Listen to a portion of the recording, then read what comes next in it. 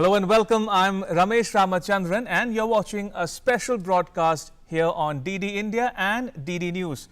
Over the next 30 minutes, we'll get you the latest news and bespoke analysis from our network of correspondents in India and around the world.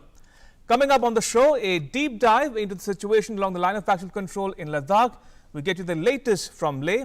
We also review Defence Minister Rajnath Singh's visit to Moscow, plus a look at the cabinet decisions, including the move to create a new Indian National Space Promotion and Authorization Centre for providing a level playing field to the private sector for using Indian space infrastructure, and all the COVID-19 updates, including the Ayush Ministry's order that any medicine for COVID-19 has to have the prior approval of the Ayush Ministry, and how some towns such as Guwahati and Madurai have extended the lockdown.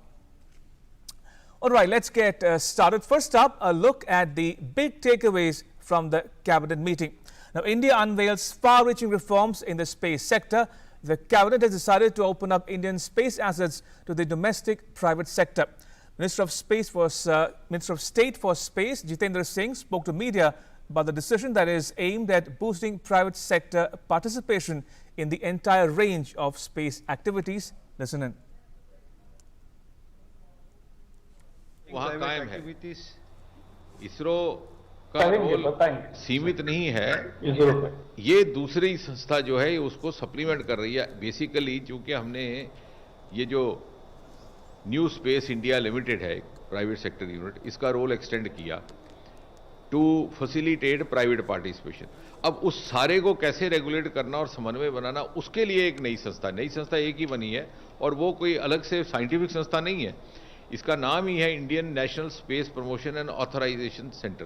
तो ये सबको जोड़ करके जो भी plans बनेंगे कैसे चलाने आगे, और अब उसका मैकेनिज्म अभी उसकी रचना हो रही है। Right, my colleague Arun Sharma now joins me live for more on this story. Arun, welcome to this special broadcast. If you can walk us, viewers, through the main takeaways from the cabinet meeting.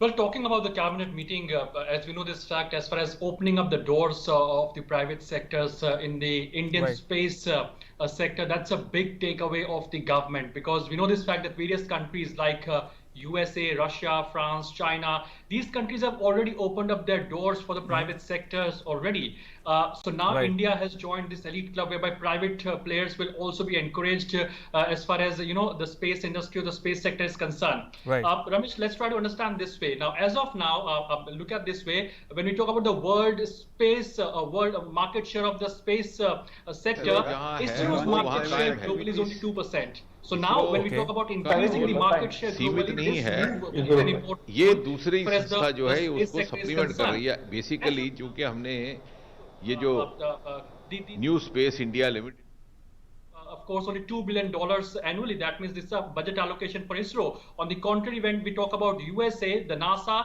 the budget allocation is $20 billion. Now, this is only for NASA. If you take into account various other private players like SpaceX and various other players which are into the private sector of the space, the budget is really very much exponentially high over there. So how can we play an important role? So two major things will happen going forward. Now, various countries are looking for commercial satellite launching. So India can play an important role as far as launching of the satellite vehicle, launching of the satellites going forward. Various BIMSTEC countries, various primarily the SAARC countries are looking for countries which can provide cost-effective and very economic ways for launching of the satellites. So if India can provide, or the private players comes into the force, yes, they can provide cost-efficient, cost-effective models so that space launching can take place.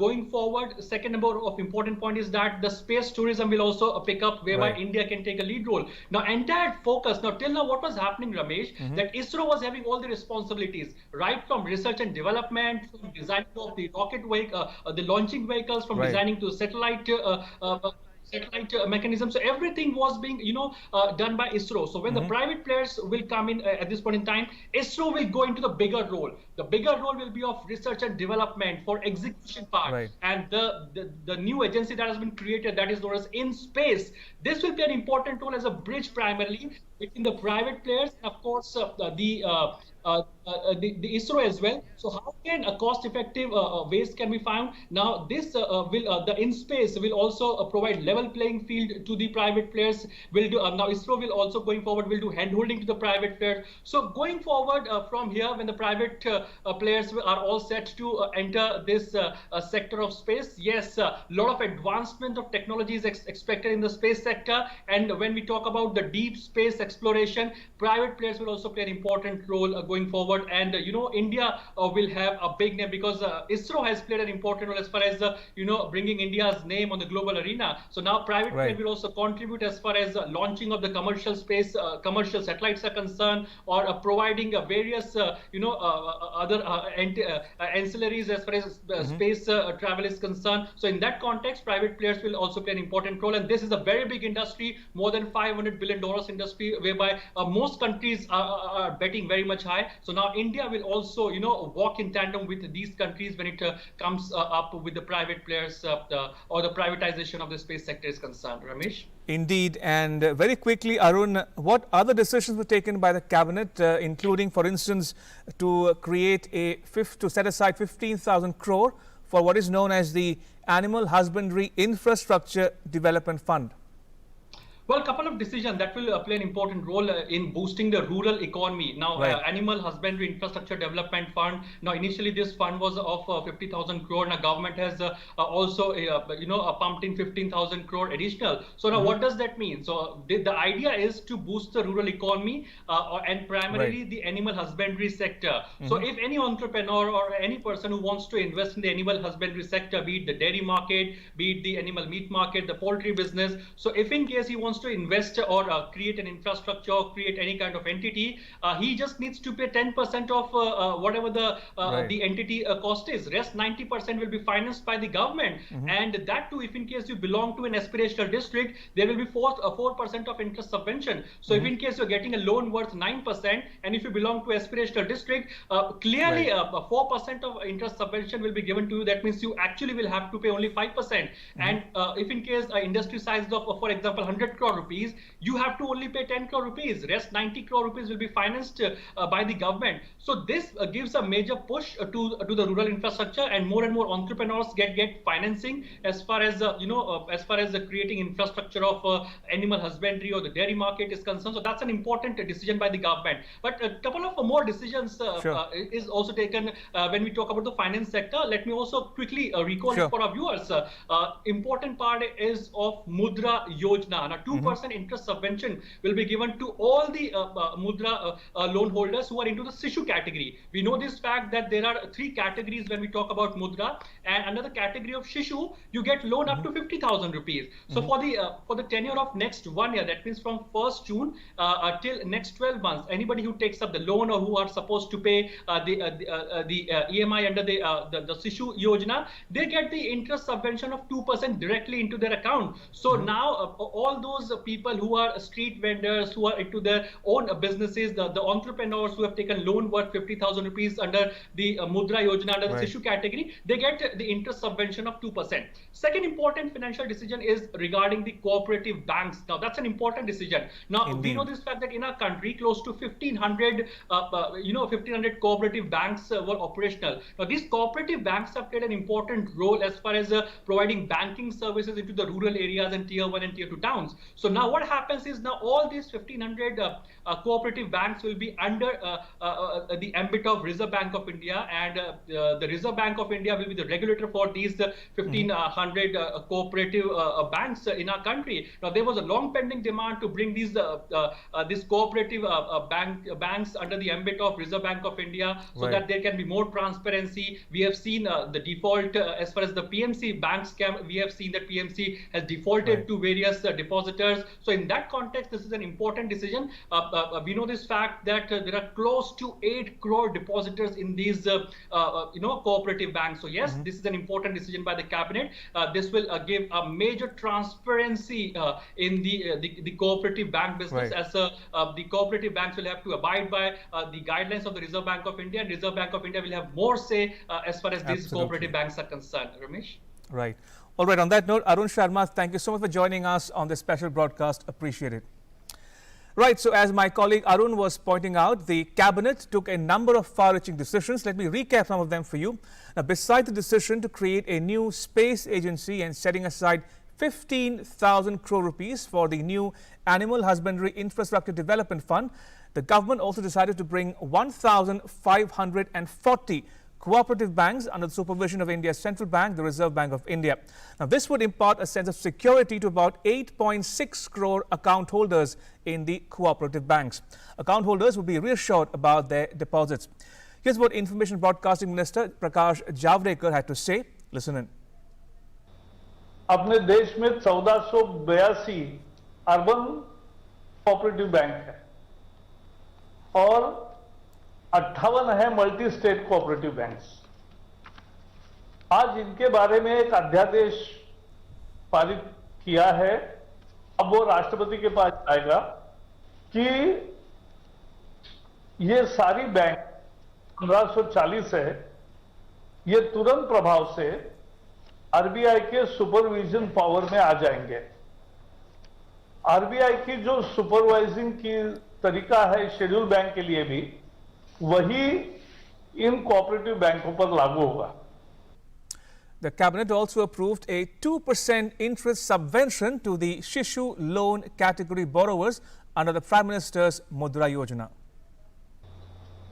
मुद्रा loans आपको पता है लगभग 18 से 20 करोड़ लोगों को मिले। ये सबसे बड़ा स्मॉल लोन प्रोग्राम्स है। एक तरह से दुनिया का सबसे बड़ा स्मॉल बैंक लोन का प्रोग्राम है। इसके अंतर्गत एकदम ही छोटा जिसका 50,000 तक का लोन होता है, ऋण होता है, उसको शिशु लोन स्कीम कहते हैं और इस ऐसे 9 करोड़ 37 लाख लोगों को लोन मिला है। इन लाभार्थियों को अब ब्याज में 2% की छूट मिलेगी। The cabinet approved the declaration of Kushinagar Airport in Uttar Pradesh as an international airport. Kushinagar Buddhist circle का एक तरह से मध्य बिंदु है, लेकिन वहां अंतर्राष्ट्रीय स्तर का एयरपोर्ट नहीं था।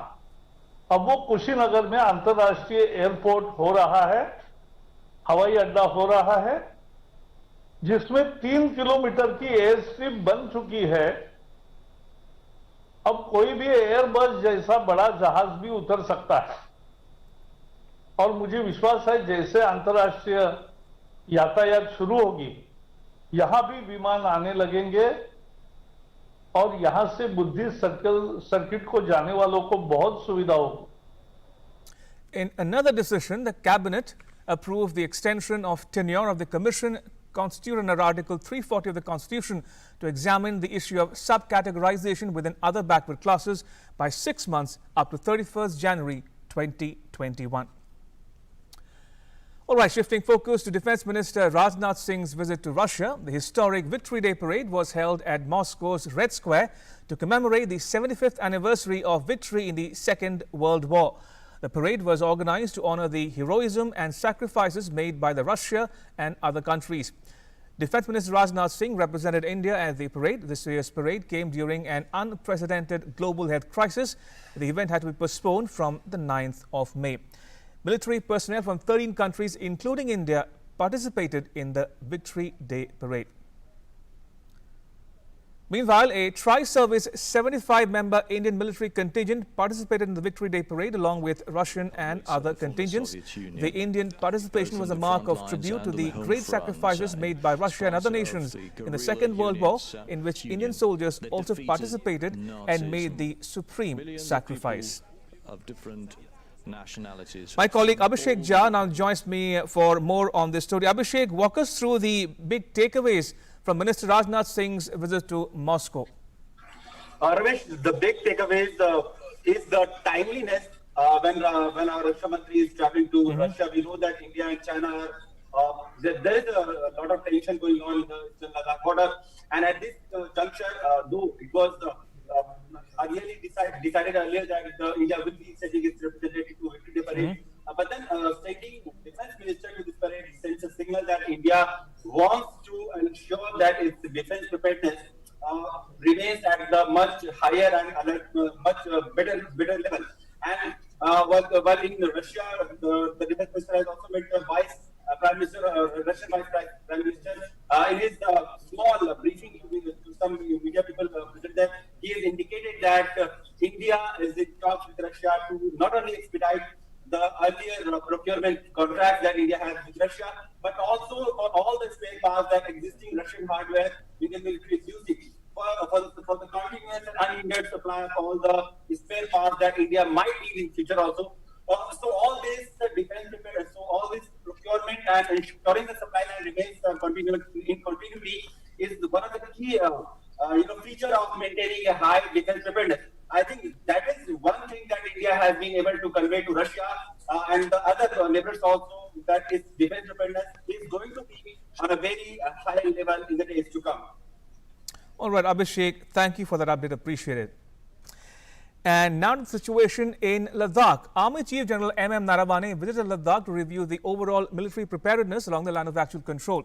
On the second and last day of his visit, General Narawane visited forward areas in eastern Ladakh and reviewed operational preparedness and situation on the ground. He commended the troops for their morale. He exhorted them to continue working with zeal and enthusiasm. Earlier, the Army Chief interacted with injured soldiers at a military hospital in Leh. He inquired about their well-being and treatment at the hospital.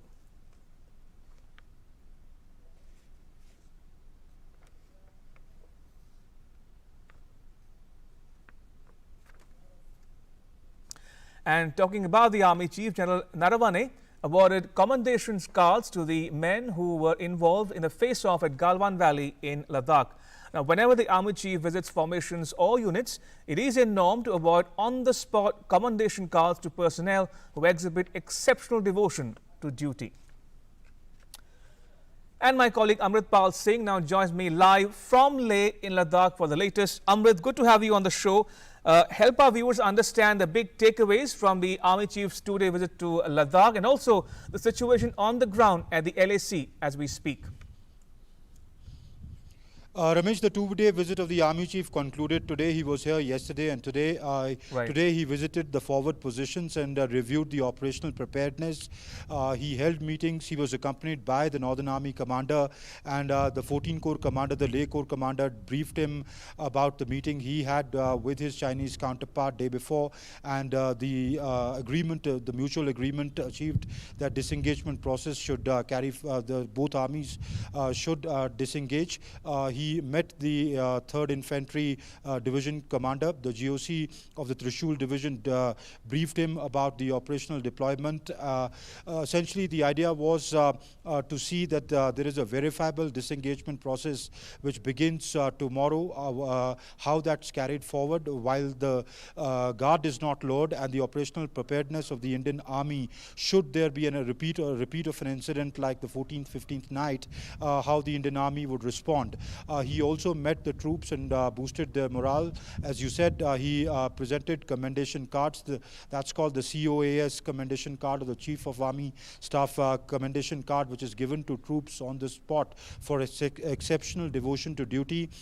Many of these troops were involved, many of these Jawans or soldiers were involved in that incident on 14th and 15th. He had met some of them who were injured in the military hospital yesterday at the Corps headquarters.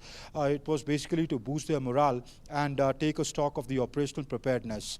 As far as the situation on the LAC goes, the armies are sitting where they are after the Corps commanders agreed day before that the disengagement process should be carried forward, and the armies are soon to begin that. On the ground we're hearing that it could begin step by step from as early as tomorrow, and but it will be a phased withdrawal or a disengagement process where verifiable disengagement takes place.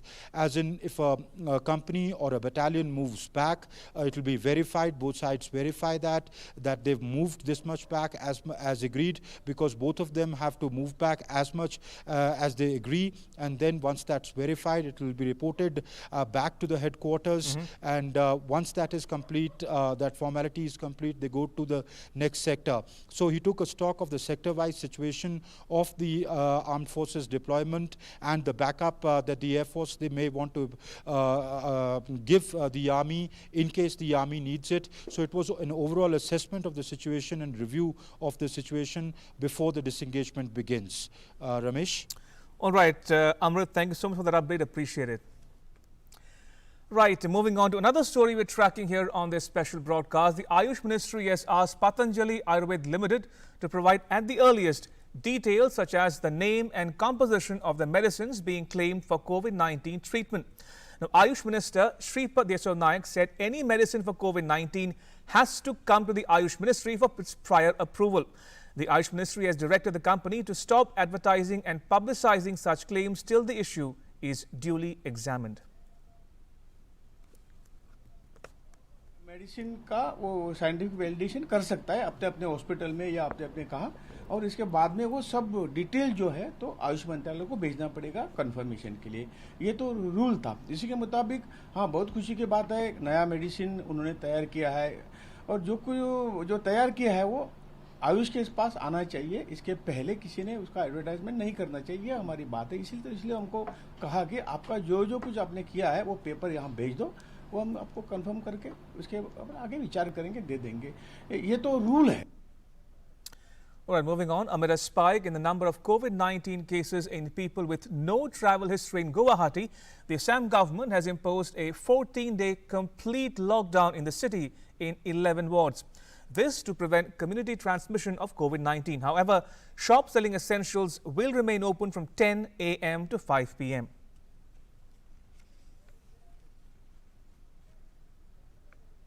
Meanwhile, an intense lockdown has come into effect at Madurai in Tamil Nadu till 30th June. The lockdown was imposed by the Tamil Nadu government after an alarming rise in the COVID-19 cases.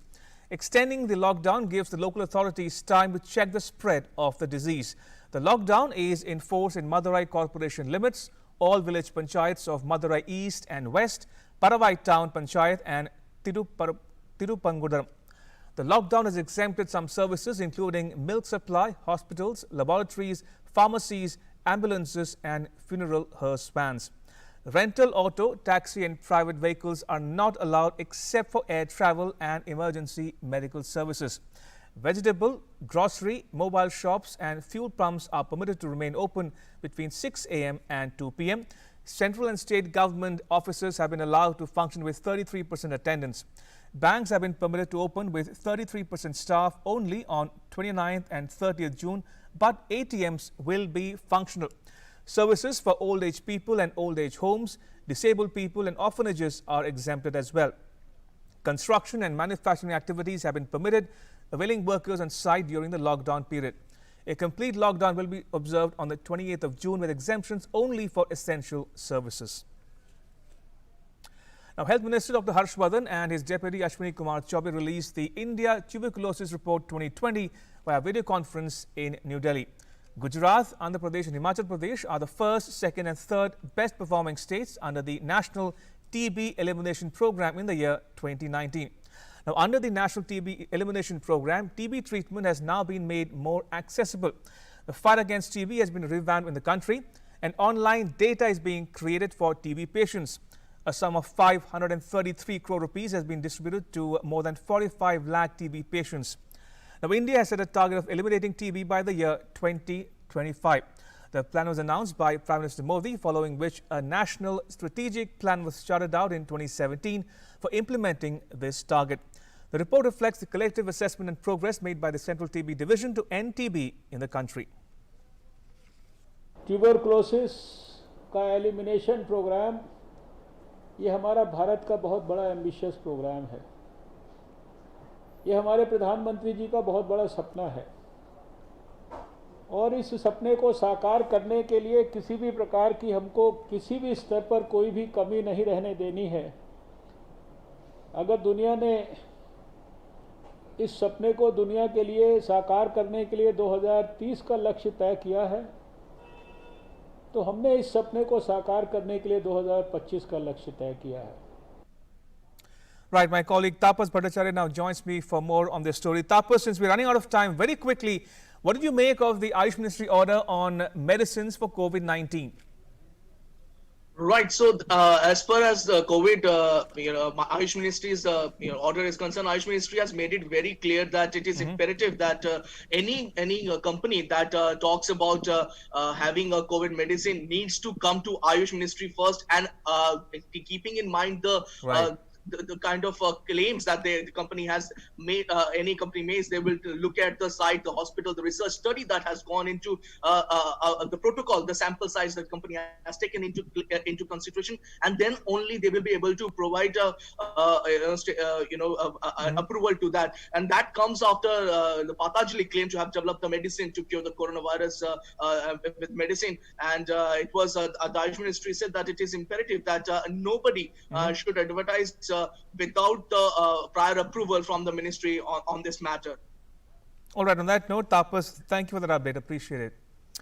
That's a wrap on this special broadcast, but news continues here on DD India. You can catch all the latest updates on our social media, mobile and digital platforms. Thanks for watching. Bye-bye.